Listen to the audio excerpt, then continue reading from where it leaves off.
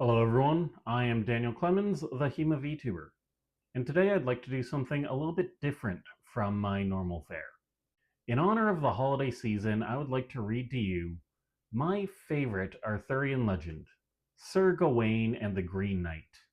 While Gawain and the Green Knight is not a traditional Christmas story, the holiday season looms large over the narrative, and I find myself drawn back to this story every year around this time. So if you'd like to indulge me, this is part one of Sir Gawain and the Green Knight.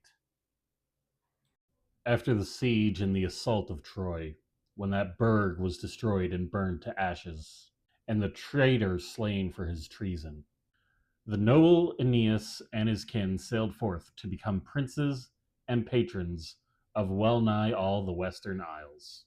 Thus Romulus built Rome and gave to the city his own name, which it bears even to this day. And Tisius turned him to Tuscany, and Langobard raised him up dwellings in Lombardy. And Felix Brutus sailed far over the French flood, and founded the kingdom of Britain, wherein have been war, and waste, and wonder, and bliss, and bale, oft times since. And in that kingdom of Britain have been wrought more gallant deeds than in any other. But of all British kings, Arthur was the most valiant, as I have heard tell. Therefore will I set forth a wondrous adventure that fell out in his time. And if ye will listen to me, but for a little while, I will tell it even as it stands in story stiff and strong, fixed in the letter as it hath been known in the land. King Arthur lay at Camelot upon a Christmas tide, with many a gallant lord and lovely lady, and all the noble brotherhood of the Round Table. There they held rich revels with gay talk and jest, one while they would ride forth to joust and tourney, and again back to the court to make carols. For there was the feast holden 15 days, with all the mirth that men could devise, song and glee, glorious to hear in the daytime, and dancing at night. Halls and chambers were crowded with noble guests, the bravest of knights and the loveliest of ladies. And Arthur himself was the comeliest king that ever held a court. For all this fair folk were in their youth, the fairest and most fortunate under heaven, and the king himself of such fame that it were hard now to name so valiant a hero. Now the new year had but newly come in, and on that day a double portion was served on the high table to all the noble guests, and thither came the king with all his knights, when the service in the chapel had been sung to an end. And they greeted each other for the new year, and gave rich gifts, the one to the other, and they that received them were not wroth. That may ye well believe. And the maidens laughed, and made mirth, till it was time to get them to meat. Then they washed, and sat down to the feast in fitting rank and order. And Guinevere the queen, gaily clad, sat on the high dais. Silken was her seat, with a fair canopy over her head, of rich tapestries of tars, embroidered and studded with costly gems. Fair she was to look upon, with her shining grey eyes, a fair woman might no man boast himself of having seen.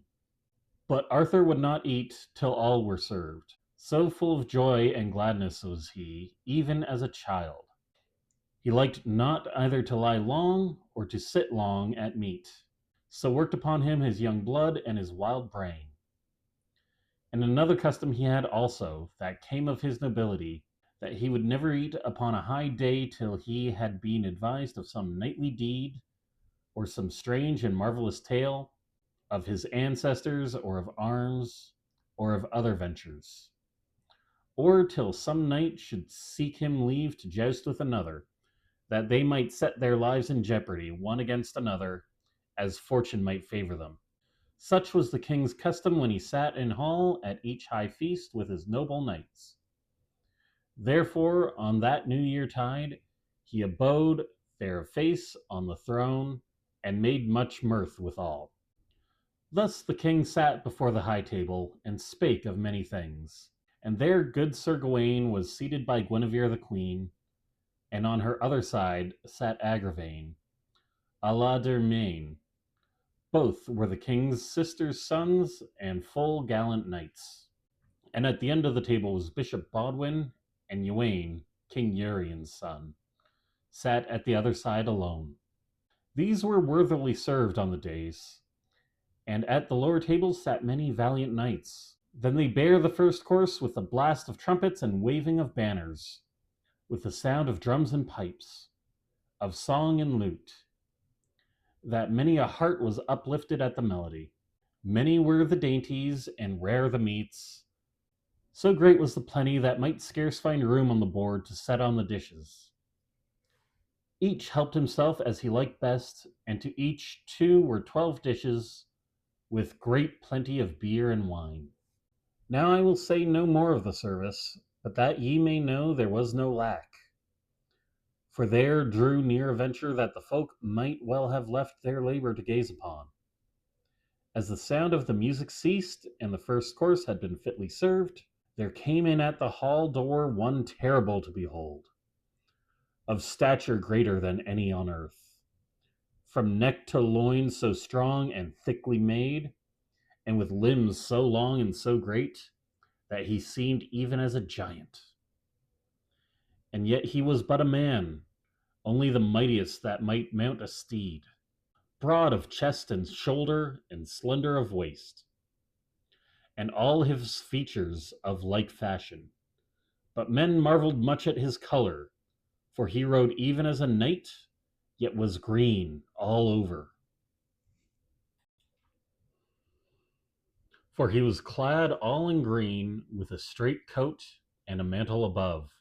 All decked and lined with fur was the cloth, and the hood that was thrown back from his locks and lay on his shoulders. Hose had he of the same green, and spurs of bright gold with silken fastenings richly worked. And all his venture was verily green. Around his waist and his saddle were bands with fair stones set upon silken work. 'Twere too long to tell of all the trifles that were embroidered thereon. Birds and insects in gay gauds of green gold. All the trappings of his steed were of metal of like enamel. Even the stirrups that he stood in stained of the same, and stirrups and saddlebow alike gleamed and shone with green stones. Even the steed on which he rode was of the same hue, a green horse, great and strong and hard to hold, with broidered bridle, meet for the rider. The knight was thus gaily dressed in green, his hair falling around his shoulders. On his breast hung a beard, as thick and green as a bush, and the beard and the hair on his head were clipped all round above his elbows. The lower part of his sleeves were fastened with clasps in the same wise as a king's mantle. The horse's mane was crisp and plaited with many a knot folded in with gold thread above the fair green. Here a twist of the hair, here another of gold. The tail was twined in like manner, and both were bound about with a band of bright green set with many a precious stone. Then they were tied aloft in a cunning knot, whereupon rang many bells of burnished gold. Such a steed might no other ride, nor had such ever been looked upon in the hall ere that time. And all who saw the knight spake and said that a man might scarce abide his strode. The knight bore no helm nor hauberk, neither gorget nor breastplate, neither shaft nor buckler to smite nor to shield, but in one hand he had a holly bough, that is greenest when the groves are bare, and in his other an axe, huge and uncomely, a cruel weapon in fashion, if one would picture it. The head was an ell-yard long, the metal all of green steel and gold, the blade burnished bright, with a broad edge, as well sharpened to shear as a sharp razor. The steel was set into a strong staff, all bound round with iron, even to the end, and engraved with green and cunning work. A lace was twined about it that looped at the head, and all adown the handle it was clasped with tassels on buttons of bright green richly broidered. The knight halted in the entrance of the hall, looking to the high dais, and greeted no man, but looked ever upwards. And the first words he spake were, "Where is the ruler of this folk? I would gladly look upon that hero, and have speech with him." He cast his eyes on the knights, and mustered them up and down, striving ever to see who of them was of most renown.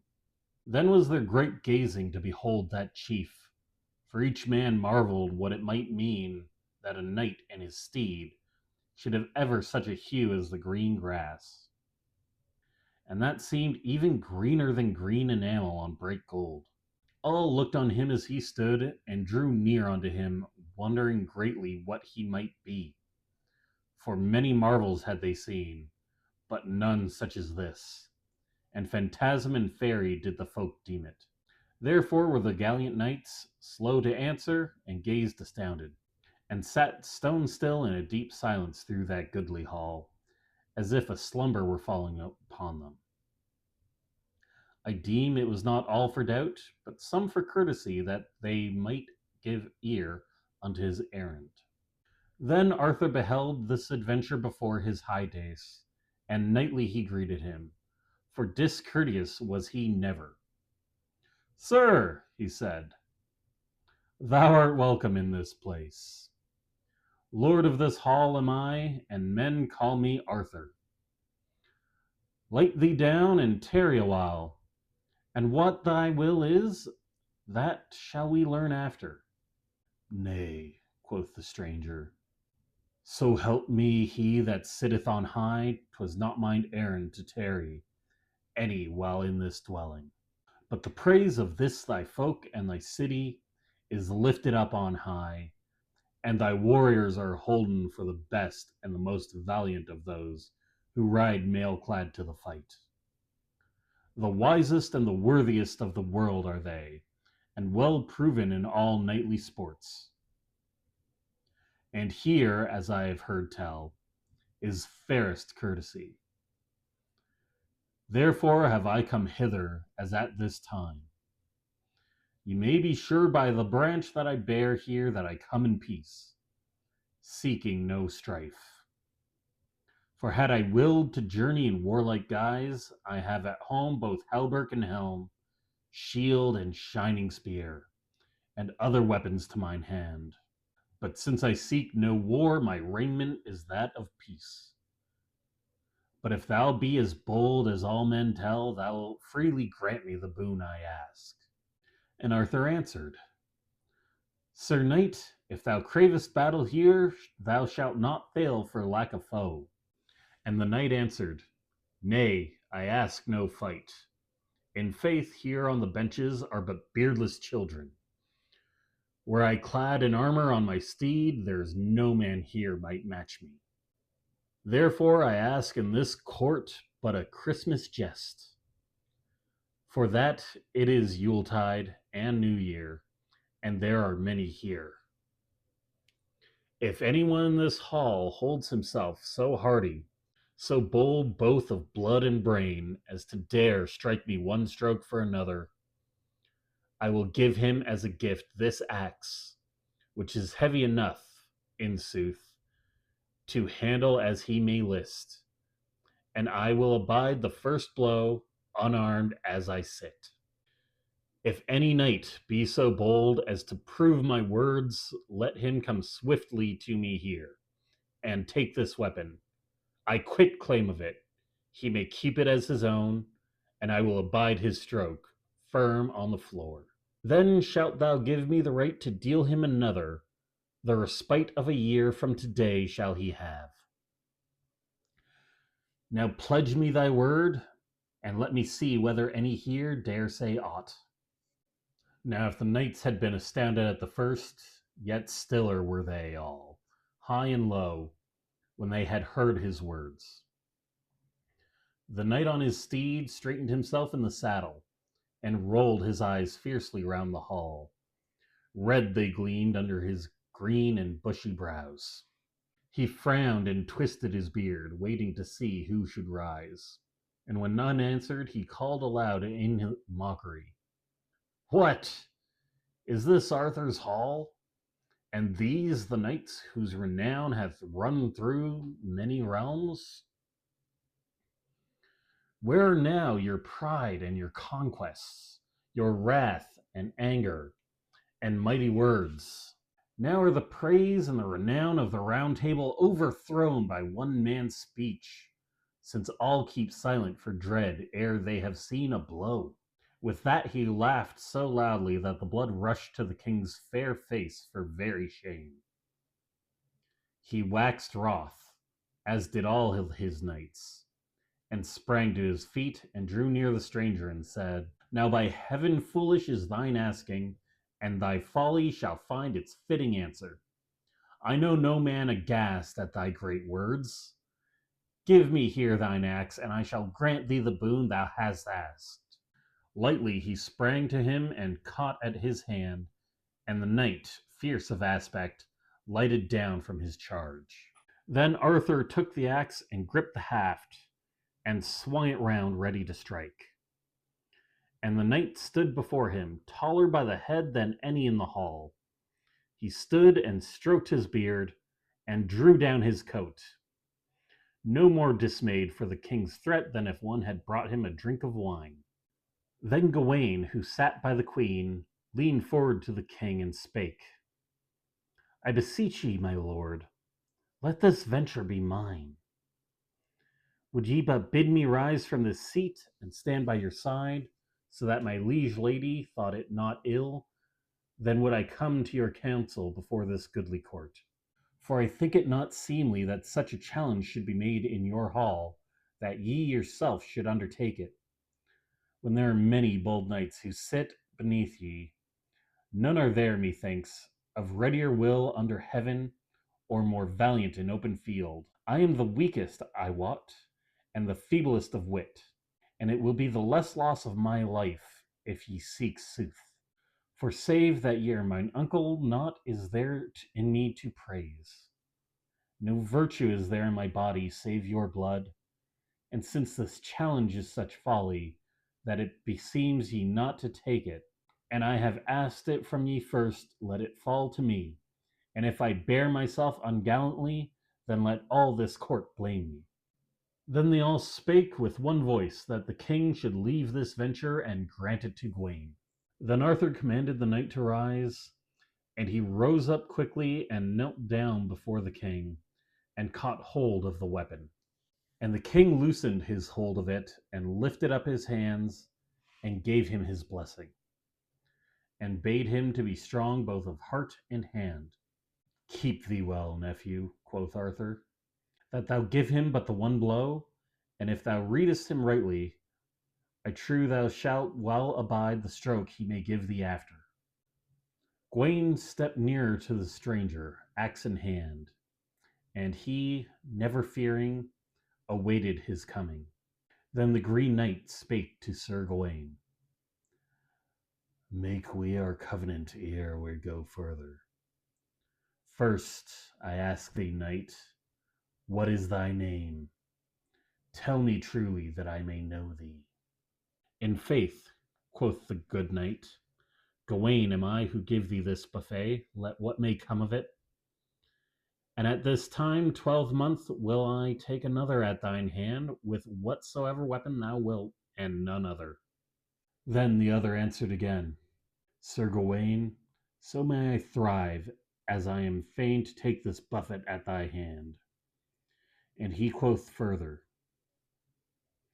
"Sir Gawain, it liketh me well that I shall take at thy fist that which I have asked here, and thou hast readily and truly rehearsed all the covenant that I asked of the king, save that thou shalt swear me by thy troth to seek me thyself wherever thou hopest that I may be found, and win thee such reward as thou dealest me today before this folk."